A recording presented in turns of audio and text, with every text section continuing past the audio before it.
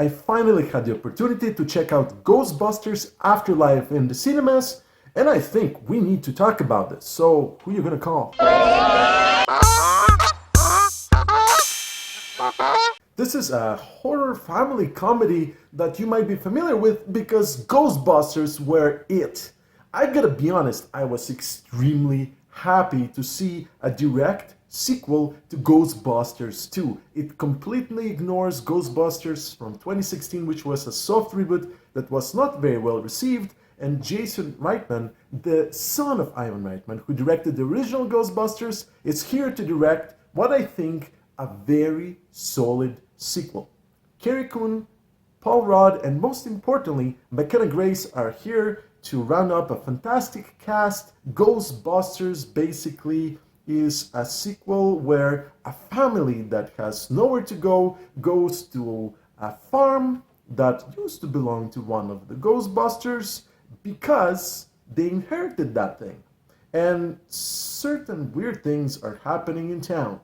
There's weird earthquakes that have apparently no explanation, and the youngest kid of the family, played by McKenna Grace, is slowly discovering secrets that are hidden all across this beautiful, weird farmhouse. Basically, this movie doesn't need to be explained much further because it finds ways to play the beats that we have seen in the first two movies, redone in a beautiful new way with very gentle storytelling, but most importantly, this is an emotional journey for those who have enjoyed the characters from previous films and wanted to know what happened to them and what happens to the Ghostbusters after perhaps there's no more ghosts to be hunted. Well, Jason Reitman directs this fantastic film, and I have the privilege to know a few of the people that worked on this film because it was filmed not too far from Calgary, Alberta. In fact, I know a lot of people that have been involved in the production of the film that told me that this experience was a complete blast.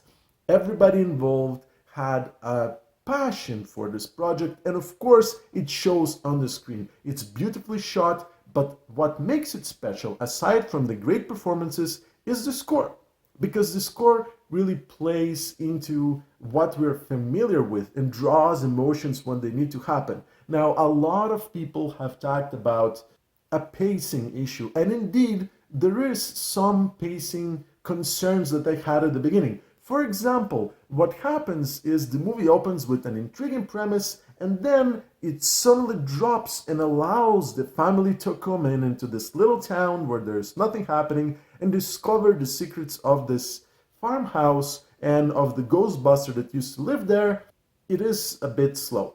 But we need some kind of introduction to this world where people that are not familiar with the Ghostbusters to understand what is happening and why, and understand that pacing. It can be challenging for some people, but the dip, which is maybe 25-30 minutes of this 97-minute movie, might be an issue for some. However, once things start going, once you see the little moments of serendipity that happen there that are reminiscent of great moments in the Ghostbusters, you start catching a lot of interesting details, and the movie moves along much faster. Of course, there's plenty of fan service. We needed to see what happened to the Ghostbusters. There's a lot of cool cameos, there's a lot of homages to previous films, and the performance by Paul Rudd really sells everything to me because he is so excited. He's a fan of the original Ghostbusters. He has an insight into what is X, Y, and Z, and as a scientist, he also approaches things from a practical way. Let's try this, see if it works. Oh, it doesn't, let's try something different. McKenna Grace, who plays the main character, of course, it's an integral part into selling that part of, well, I'm gonna try this out. There's some superior and perhaps ghostly guidance that everybody is getting, and at the end we're explained as to what's happening and why, and it pays off very well. Ghostbusters Afterlife was a blast. I enjoyed it as a fan of the originals, but I honestly feel that if you haven't seen the original Ghostbusters, you still are gonna get plenty of fun from this film. If you have seen it, let me know if you enjoyed it as much as I did. If you didn't enjoy it, let me know what it was missing. I'm Jim from Get Me More, and you know where to find me. Thanks for watching.